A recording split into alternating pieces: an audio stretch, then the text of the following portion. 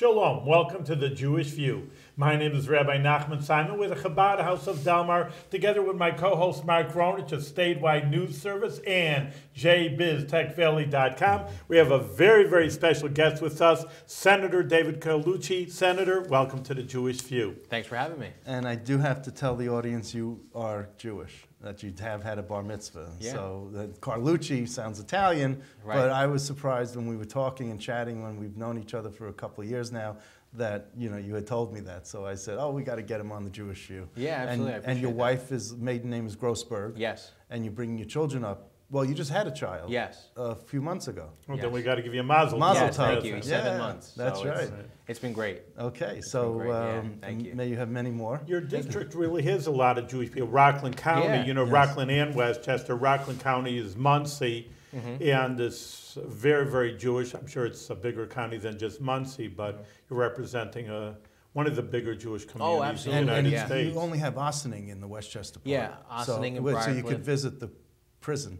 Yeah, I represent Sing Sing. That's right. But yeah, it's a wonderful district. It's so diverse, and it really is a good representation of the mosaic of New York State. Well, it seems like you and yourself and your background is a mosaic also. Yeah, being Italian and Jewish and Catholic, having all the brought up Catholic. Yeah, being raised Catholic and being bar mitzvahed in college and being able to experience and still celebrate different religions. And it's one of the great things about representing Rockland and Westchester County that we have so many different religions and cultures, people living together in a close area and celebrating and sharing those rich cultures and religions.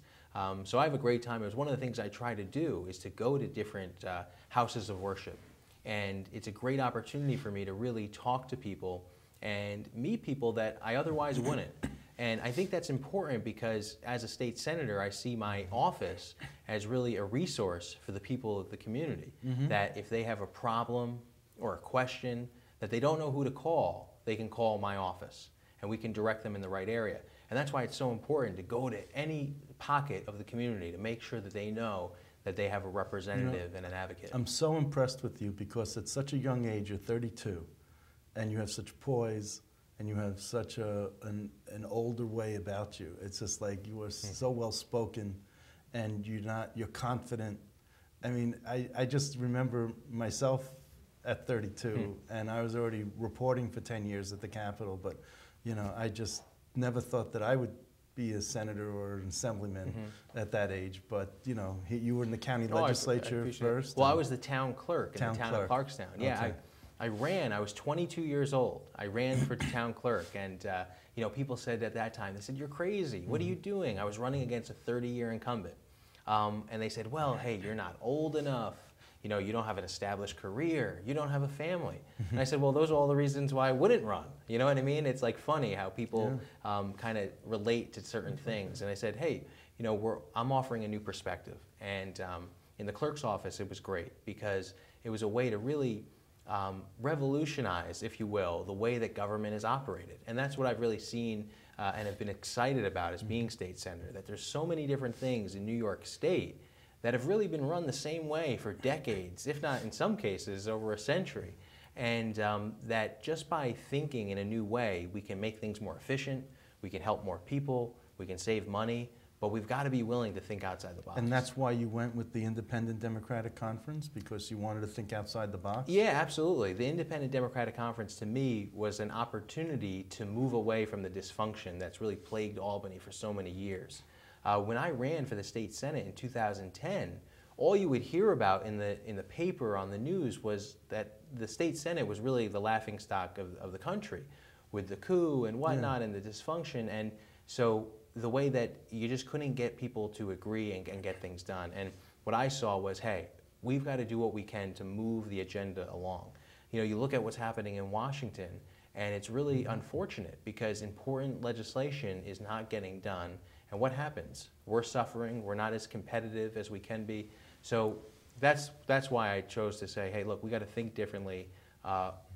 Democrats, Republicans, neither party has a monopoly on good ideas. Just Mark is saying the youth Mark is our Capitol reporter, so he knows surely more than I do. I'm the rabbi.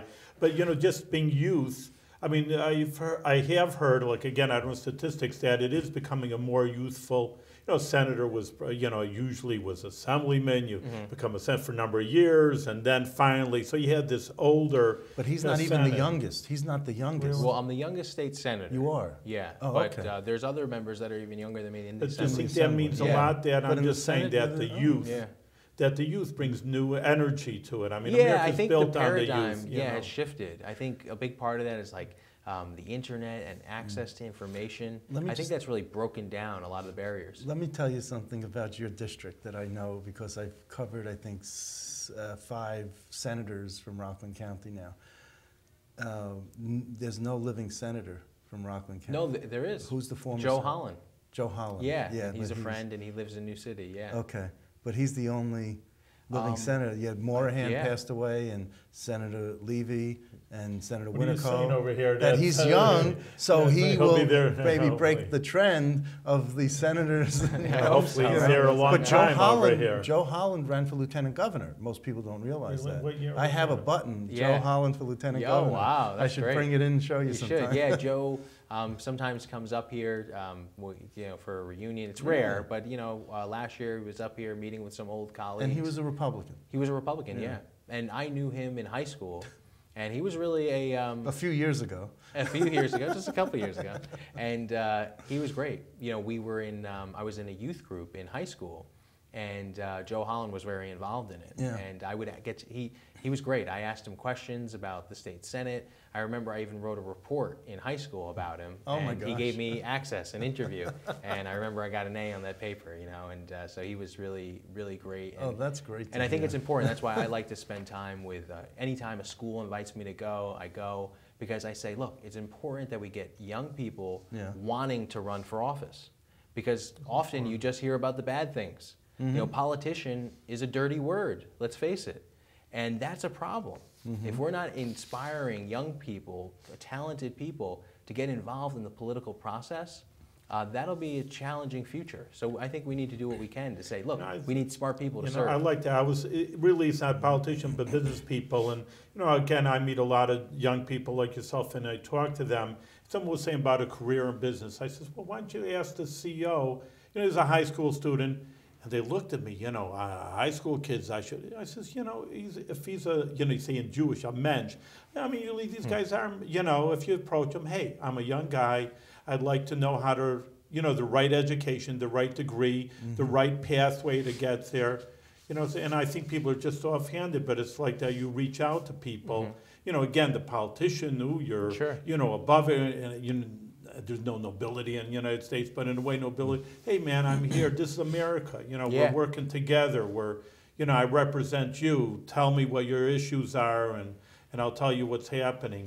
So I think it's a good thing that you're doing. I did want to focus on a very important bill that you're sponsoring, and the title is InspireNY. Yes. Could you talk about that and how it affects the developmentally disabled and what that's supposed to do? Yeah, absolutely. So I am the chairman of the Mental Health and Developmental Disabilities Committee in the New York State Senate. And we have a mandate from the federal government to transition the 8,000 individuals currently in sheltered workshops.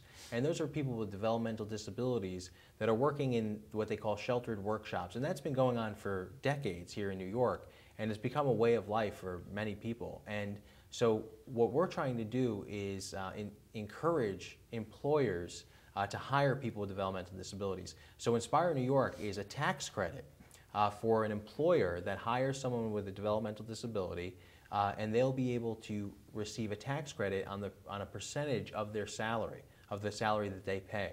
So we see it as a great tool for economic development and also allowing people with developmental disabilities to really achieve their full potential and be in an integrated employment setting. And that's what we're trying to get at here, is that we want people with developmental disabilities to be part of the community and be able to give back to the community as well. So we did a rally down in Rockland County earlier this week on this InspireNY, on this issue, on the tax credit for people with developmental disabilities. And we had employers there, some fairly large employers too, like Fairway Supermarkets. They were there and they talked about how they've been doing this for years in terms of looking and hiring people with developmental disabilities, and how qualified and how much they add to their bottom line because they're a great employee. And the state legislative messenger service are developmentally disabled folks who deliver the packages and play courier around. And many of the employees there have been there, some for 30 years. Yeah. It's wonderful. And so that's why we see that we want to get people with developmental disabilities their foot in the door. And once we get their foot in the door, the employers it helps them emotionally, it helps them psychologically, it brings them, it picks them up from the bootstraps. It's improving their quality of life. There's no question about it. I think I know a number of people, have been helped that way, but it's also you get a regular worker, well, I deserve more and I should be better. And these people are so appreciative. I think that's a word. Yeah. They know, who's going to hire me and what am I worth? Hey, someone gave me a break. Look at this. And they're not going to say, I deserve more. Hey, I think the word is appreciative, and that's why they make a better worker instead of just sitting around. I think you heard of the group, the Friendship Circle. Oh, yes. We have a chapter here in Albany, and that's something maybe that you can integrate with InspireNY. That's what I was thinking. Yeah, that would be great. Yeah. This legislation passed. I mean, Mark, no, we're working on it now. I don't know where we're working on it right now. In fact, I'm doing a rally tomorrow morning in the district. I know that this is time sensitive, but no, we don't. But hopefully we'll get people together. We're negotiating it in the budget. I'm very positive about it because I think that this is something that, like I said, we're always looking to do this. But now we have a mandate from the federal government to say these sheltered workshops have to close eventually. And my fear is that people will be left behind. So we need to be creative and we need to really give ourselves some tools in the toolbox to help get people to work. Now, if I had to guess who the assembly sponsor would be, I'd say Harvey Wiesenberg. Right, he's a big supporter. The sponsor is Aileen Gunther. Really? Yeah, and she is... she's a nurse from Monticello. So she's got a wonderful experience, and she is the chair of the Mental Health and Developmental Disabilities. Oh, is that why she got the co-sponsor it? Yeah, we've been working closely because on so many Harvey things. Wiesenberg's son is developmentally disabled. And Harvey is just a champion for people with developmental disabilities. I mean, I love that assemblyman. He's just great. He's such an advocate, and it's wonderful that we have someone that has lived it. His son is 50 years old now. Right. Did you get support from the ubiquitous Michael Carey? Well, on many issues. I mean, I've been on this InspireNY. We have not worked together on this issue, but Michael Carey. I was just curious if he could say anything positive about something the Capitol's doing. Yeah. So well, he has been positive on a few things. We've been working together towards some of the big issues that against neglect and abuse that happens in state-run facilities. Right. It's outrageous. It's absolutely outrageous, and we have to have zero tolerance towards that. So, Michael Carey's been working with me and other legislators on finding ways that we could really put an end to any neglect and abuse that happens in any one of our state-run facilities. Do you have developmentally disabled members of your family? Well, my aunt had Down syndrome. She passed away. But on your mother's side? On my mother's side, yeah. Because it's common in the, more prevalent in the Jewish community. Really? I didn't even Down know syndrome, that. There's a fact? I wouldn't say it otherwise. So a lot of experience with that. And I was fortunate. My mother, growing up, worked for AARC of Rockland. So I would always volunteer there at events and whatnot.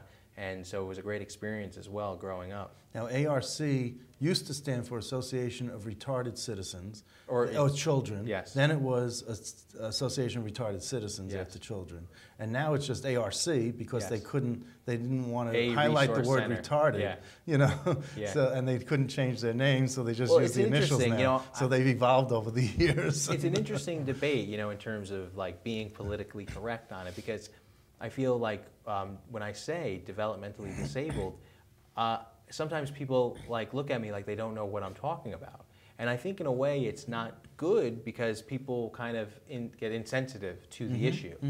So it's interesting. It's an interesting thing that I guess we'll have to revisit in a few years and see what type of impact just the vocabulary has. It's the vocabulary, yeah. Now, you have several committees that you're on. You're like the busiest person on committees. We had Assemblyman Dov Heikind on here who doesn't want to be on any committee. And we have you who's, I'm trying to find it here, but you're on like, you know, veterans and the transportation committee and what else? Tell me some of the other. Yeah, the energy committee. Energy committee too. Because insurance.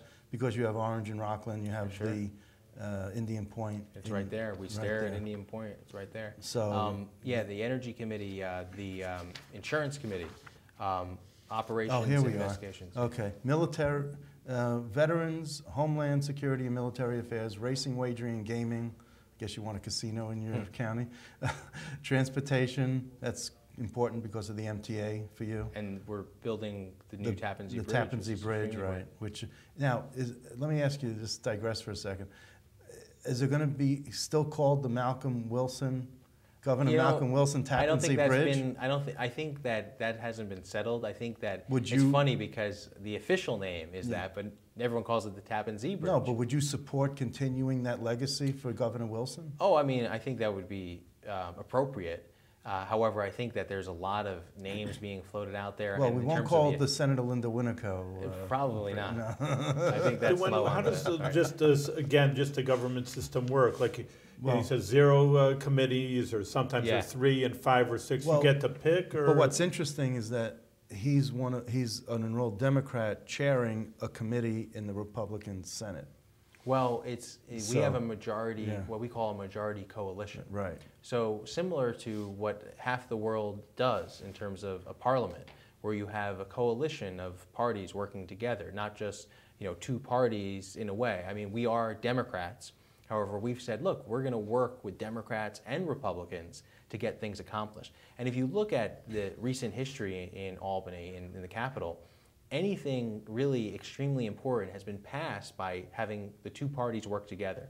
It's very difficult to get a piece of legislation passed by just one party, particularly, I mean, in the state Senate. Because they're so close in Because terms it's of so the close. enrollment. And so how many enrolled, if you just count the enrolled Democrats, you'd have what, 33, 32? Including Simca Felder, you'd have 32. 32, Right. your age. Yes.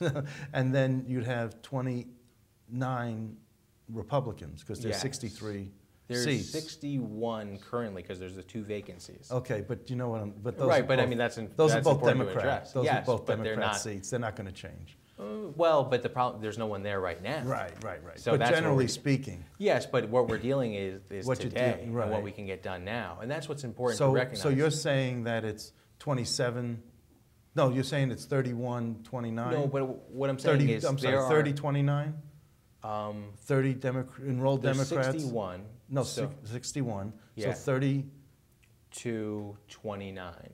okay, Yeah, so, but as you know, Simca Felder caucuses with the Republicans. right, So you really have to look at it as 31-30.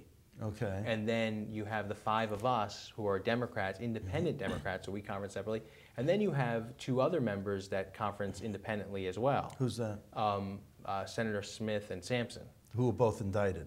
who have not, who have been And removed they from the caucus Democratic conference. and they caucus amongst themselves. So they sit at one of the tables and they talk amongst But themselves. but what I'm getting at is that there That's is, what I'm getting at. Yeah, I'm just- that there's this that it's important that you gather enough votes to Right. get anything done, and you're not going to do it by just saying, "Hey, the Democrats are going to get it done," or the Republicans, and we got to work together. I think that's smart government. It's speaking to the fact that we've got to work together and have compromise, because whether we've got a diverse state. It's huge geographically, and it's got differences, and we've got to work together because it's one state. I'm waiting to see the day when you actually put a bill on the floor that fails. Because generally things are so planned out through the committee process and through conference and caucusing that you really, whatever comes to the floor is, you count the heads, it's going to pass. So I'm just saying that I would like, let's put a bill out there that, people can debate, that the senators can debate, and then make their decision on the floor and be on the record, as opposed to keeping it bottled up in the Rules Committee and or in conference. How did you get on the Rules Committee at such a young age?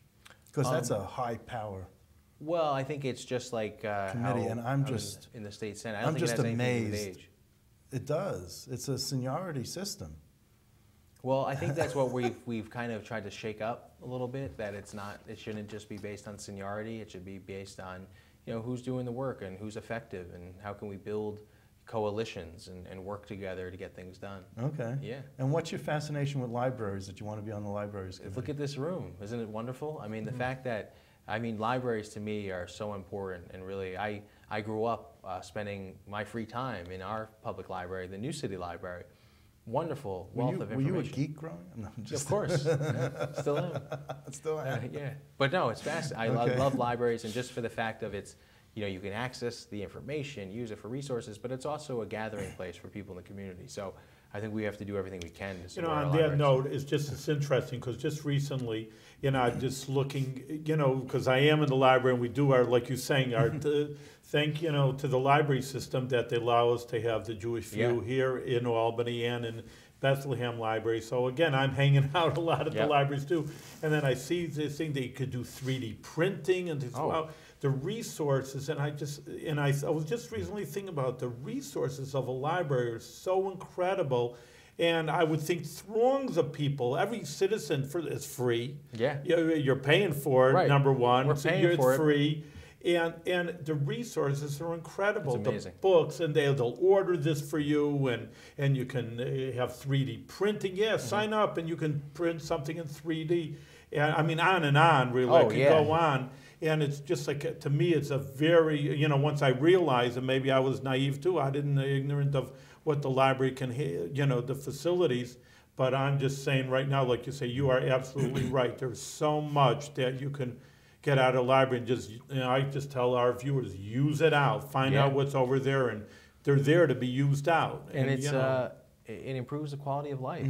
If you live close to a library, it really does. You're also on the Crime Victims, Crime and Corrections Committee. Is that because of Ossining being in your district? Well, it's a reason why I definitely wanted to be on there. That I you don't have a personal connection with. I represent Sing Sing prison, which is a And you have the Rockland County Jail. The Rockland County Jail, and I work closely with the Westchester County Jail. They want to take away Sing Sing. That's one of their proposals, isn't it? I've heard that. I think there's been rumors, but nothing concrete on that. When you talk about the state correction system, Sing Sing is one of the closest to New York City there, and so I think it's important geographically to have that. And the issue at electric chair is in Sing Sing. Yes. So no, it's Old Smoky. They call it Old Smoky. There's no death penalty anymore. No, but it sits there like a monument. The big house. Well, so Sing Sing has a lot of history, and it's actually really fascinating. Yeah. And a lot of vocabulary that we use today, like up the river or the big house, came from Sing Sing. And so it's actually really interesting. And there's a lot of underutilized property there on the grounds of Sing Sing. And one of the things is a dream, and for many of us in the area, is to have an actual museum there on the grounds of Sing Sing. And we see the business that Alcatraz does and some other former state prisons in other states. It's a destination point. No, really, Alcatraz for a lot of the inmates that are there, it's a destination point. But I think that Sing Sing has the opportunity to do that. To be the Alcatraz of the East Coast. Yeah, we've got more history than Alcatraz has. It was built in 1825. Lucky Luciano served there, in terms of his sentence there, and many others. So there's a long list of history. But you talk to people, it's renowned through the country and actually the world. Yes. People know about it. So that's why I say it's a vision that some of us has there. It's as well known as Niagara